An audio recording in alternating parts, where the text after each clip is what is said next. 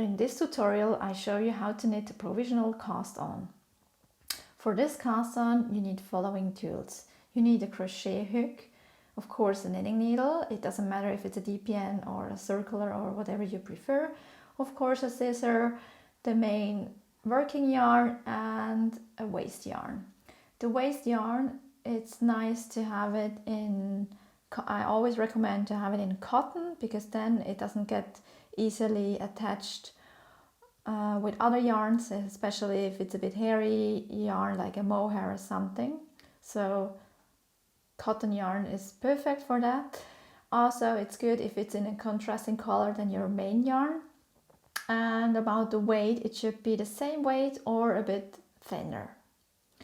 There are several ways to do the provisional cast on, and one is to do a crochet, like chain stitch crochet, couple of stitches, usually a bit more than you actually need, and then you have the front side with a nice V's on it, and then the back side. And the idea of this cast on is to loop through these loops with your main yarn and pick up here the stitches. I'm going to show you how to do it.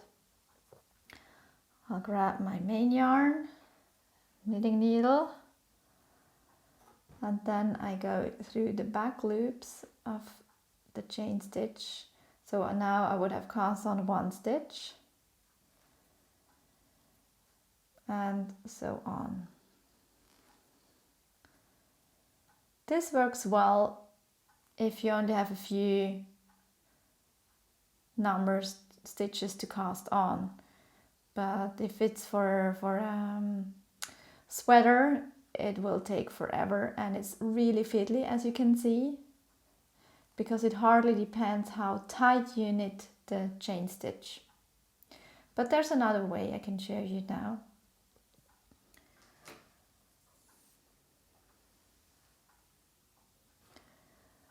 What I do is I crochet around the knitting needle, and in this case I do a sling knot as usual,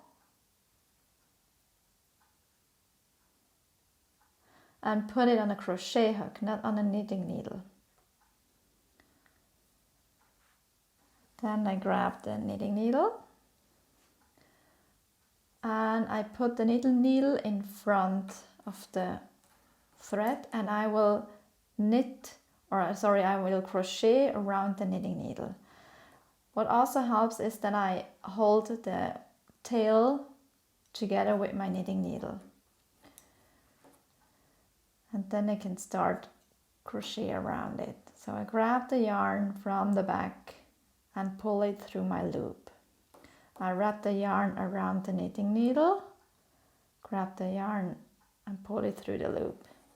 Wrap the yarn around the knitting needle and pull it through the loop. It will take coordinative skills in the beginning, but in the end it's really worth, because so you don't need to pick up the stitches from the chain stitches.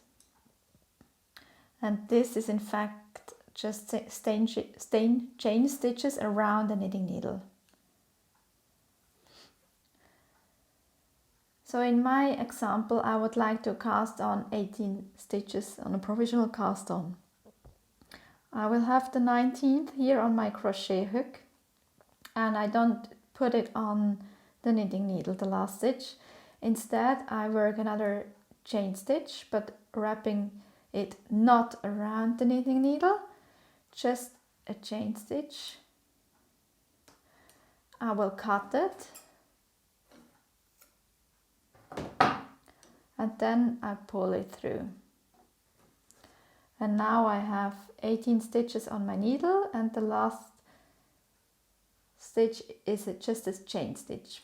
Why I do that? It's way easier to unravel the first stitch if there's no other yarn on it. And then I can plop it or frog it kind of to knit.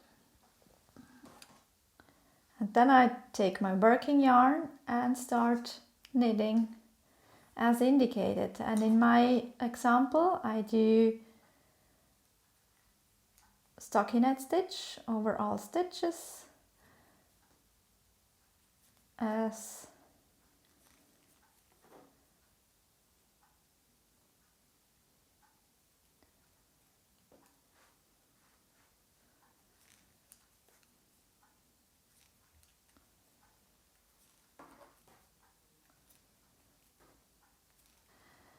and this is how it looks like after I knit several rows of stockinette stitch, and you very clearly can see with the contrasting color with the waste yarn which loop belongs to the waste yarn and which to the knitted piece. And to pick up now the stitches from the provisional cast on, or to unravel the waste yarn, you start where you ended.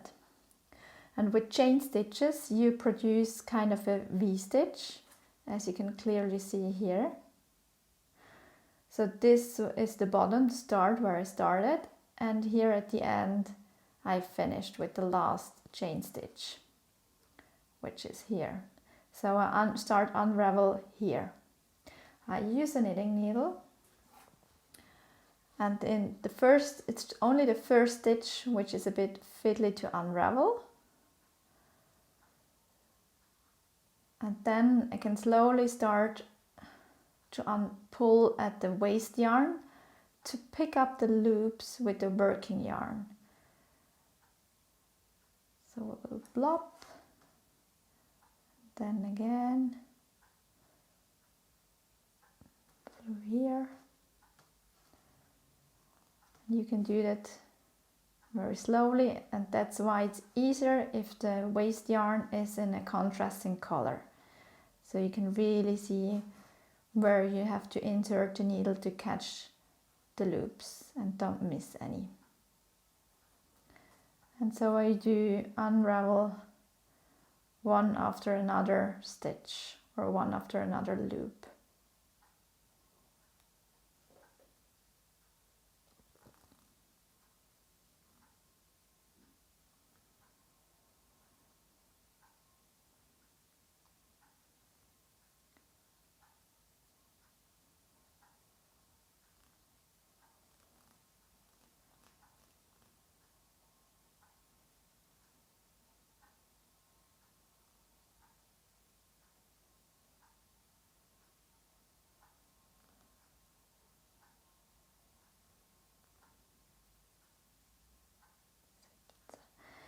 And then you can just pull at the sling knot and pull it through, and you picked up all the stitches. And now I could work in the other direction where the provisional cast on was and do whatever I want, or I could hold it together and start to knit those stitches together. I would have like a nice thick brim, for example, usable in hats or at the neckline of a sweater. And that's already everything to the provisional cast on. So if you like this tutorial, please give me a thumbs up and make sure to subscribe to my YouTube channel. And I'm also on Instagram under Donna Rosa _. Thank you, have a nice day, bye bye.